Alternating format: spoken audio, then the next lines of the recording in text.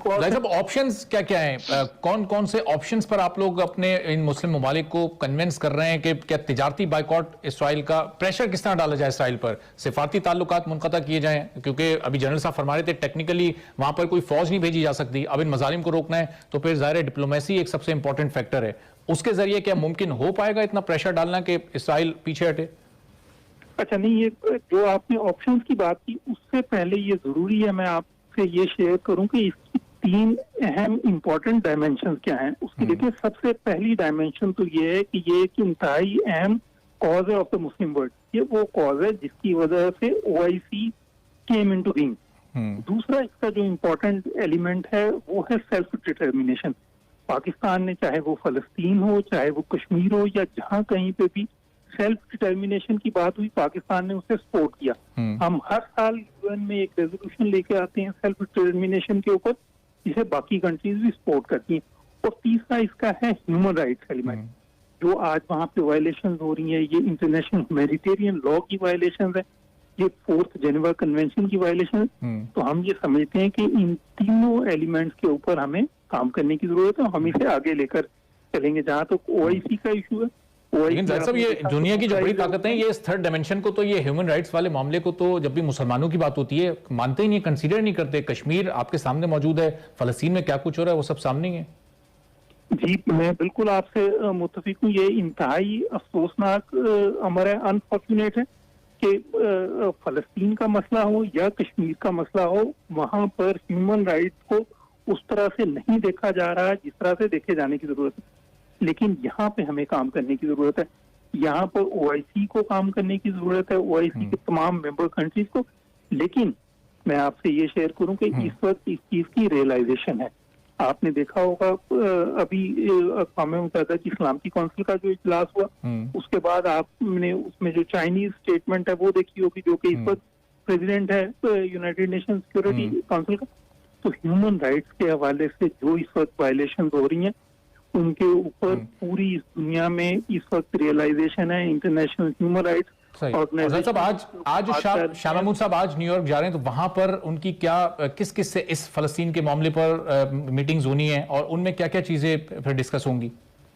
देखिए, उसमें भी हम ये समझते थे कि OIC को भी मोबिलाइज करने की जरूरत है और UN को भी मोबिलाइज करने की जरूरत है। अभी जो OIC का इमरजेंसी इजलास हुआ फॉरेन मिनिस्टर्स की सतह पर, उस पर पाकिस्तान ने उसे मोबिलाइज करने में एक इंतहाई अहम किरदार अदा किया। और अब हम ये समझते हैं कि UN जनरल असेंबली को भी इस इशू को डिस्कस करना चाहिए।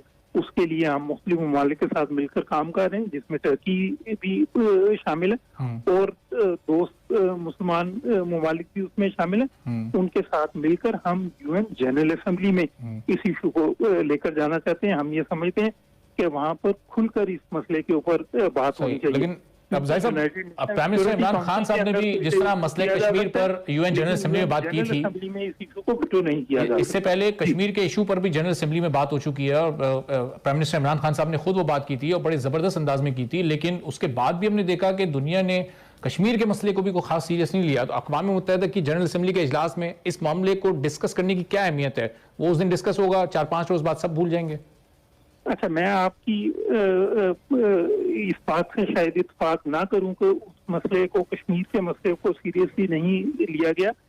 आज पूरी दुनिया में कश्मीर के अंदर जो ह्यूमन राइट्स वायलेशन हो रही हैं उसके ऊपर बात की जा रही है। आज भारत को पूरी दुनिया देख रही है as a violator of human rights. आज पूरी दुनिया ये समझती है कि जो कश्मीर के अंदर हो रहा है दैट इज अनएक्सेप्टेबल। तो मैं ये समझता हूँ कि देखिए, सफारती जो कोशिशें हैं उनका मुद्दा ही ये होता है कि आप पूरी दुनिया को रियलाइज करवाएं कि किस तरह ये इंटरनेशनल लॉ की वायलेशन है, किस तरह international humanitarian norms and international humanitarian law की वायलेशन है और इसके देरपा पुरअमन हल के लिए क्या कोशिशें की जानी चाहिए। तो हम ये समझते हैं कि मसला फलस्तीन के ऊपर भी हमने यही कोशिश की है। अभी जो पाकिस्तान ने OIC का इजलास हुआ उसमें जो हमने डिमांड रखी, हम ये समझते हैं कि सबसे पहले तो फौरी तौर पर वहाँ पे ये जो हॉस्टिलिटीज हैं उनका बंद होना जरूरी है। हम ये समझते हैं कि दुनिया में जो बात ये की जा रही है कि दोनों तरफ से हॉस्टिलिटीज हो रही है, बिल्कुल ऐसा नहीं है, बल्कि ये मुजालिम ढाए जा रहे हैं इजराइल की तरफ से। ये बिल्कुल एक तरफा कार्रवाई है जिसका फौरी तौर पर बंद होना जरूरी है। और हम ये भी समझते हैं कि मसला है फलस्तीन के देरपा और पुरअमन हल के लिए according to the UN resolution, according to the OIC resolution हल की तरफ जाना चाहिए और उसका हल वही है। ठीक है, ये हल आपने बिल्कुल जो पाकिस्तान का मौक़िफ़ था वो बड़ा वाज़े आपने कर दिया, और पाकिस्तान की कोशिशें तो ज़ाहिर है पूरी दुनिया के इस वक्त सामने है। पाकिस्तान कोशिश कर रहा है कि ओआईसी को भी उसने मोबिलाइज किया, यूएन को भी। तो जमील साहब, जिस तरह भी हफीज साहब फरमा रहे हैं कि भारत का वो चेहरा जो कश्मीर में करता रहा वो पूरी दुनिया के सामने पाकिस्तान लेकर आया। दुनिया भर में बातें भी हो रही हैं, लेकिन सिर्फ बातें ही हो रही हैं। किसी ने भारत के साथ कोई तिजारती सतह पर ताल्लुकात को मुनक़ता नहीं किया, किसी ने भारत पर कोई सिफारती प्रेशर डालने की कोशिश नहीं की। इसीलिए कश्मीर की सूरत हालात जूं की तूं हैं। तो ये फ़लस्तीन के मामले में भी ऐसे इसराइल के बारे में पूरी दुनिया सोचेगी गलत, उसको गलत समझेगी, लेकिन जहां मुआशी मफादात आएंगे वहां सारे मामला चलते रहेंगे इसराइल के साथ भी दुनिया के। तो फिर फायदा क्या होगा इस सबको करने का? देखिए, पहले तुम अपने घर में झांक के देखिए ना कि हम क्या कर रहे हैं, मुस्लिम उम्मा क्या कर रही है, ठीक है। और उसमें क्योंकि मेरे ऊपर कोई कदगन नहीं है, मैं एक एनालिस्ट भी हूँ, और ठीक है, मैंने काफी मुल्कों की सरबराही की है सफीर के तौर पर, वो अपनी जगह पर। तो मैं अपने राय का इजहार अपनी आवाम के लिए, आपके नाजरीन के लिए उस अंदाज में कर सकता हूँ जो हकीकत पसंदाना है और सियाको सबाक के साथ। और ये करने का मकसद ये है कि हम दरअसल मसले से ज्यादा मसलिहत में पूरी मुस्लिम उम्मा फंस गई है, और उसमें बहुत सारे वजूहात में पाकिस्तान उसमें शामिल है। और मेरा, जब मैं ये कह रहा हूँ, तो क्या मैं ये मुस्लिम उम्मा से, ओआईसी से हम जैसे लोग सवाल उठा सकते हैं कि भाई आपने ये एक तीसरे टियर की मीटिंग क्यों कॉल की सरबराहान की? आर्टिकल 9 के तहत जो मैं जिक्र कर रहा था, आर्टिकल 9 जो ओआईसी का चार्टर है, सरबराहान की क्यों नहीं की आपने?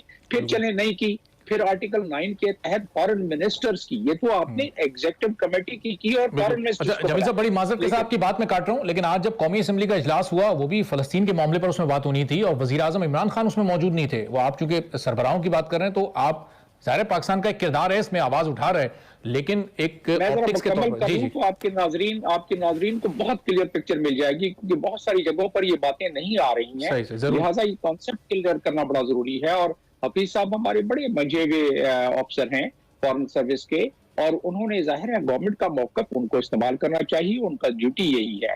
अब उन्होंने बिल्कुल सही फरमाया कि हम लॉबिंग कर रहे हैं और हम जनरल असेंबली में लेके जाएंगे। क्या मुस्लिम उम्मा में 57 ममालिक में कोई ऐसा मुल्क नहीं कि जो आर्टिकल 20 है, मैं आपको सारे आर्टिकल बता रहा हूँ, जो कि जनरल असेंबली का, उसके तहत कोई भी मेंबर मुल्क वो कह सकता है कि मीटिंग कॉल करो, और उसके with in 30 days 15 days meeting call करनी पड़ती है अगर उसके 50% से ज्यादा ममालिक उसकी हामी हो तो। और सेक्रेटरी जनरल सारे ममालिक को कहता है कि कौन कौन इसका हामी है मीटिंग। तो ये आर्टिकल 20 के तहत अभी तक किसी ने कॉल नहीं की मीटिंग।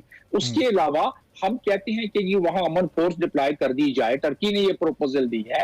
अगर टर्की से ये सवाल किया जाए, या पाकिस्तान से, या बाकी ममालिक से, कि भाई आप इसको सिक्योरिटी काउंसिल में, चाइना ठीक है 1 महीने के लिए प्रेसिडेंट है रोटेशन वाला, और चाइना ने अपनी तरफ से कर ली है, लेकिन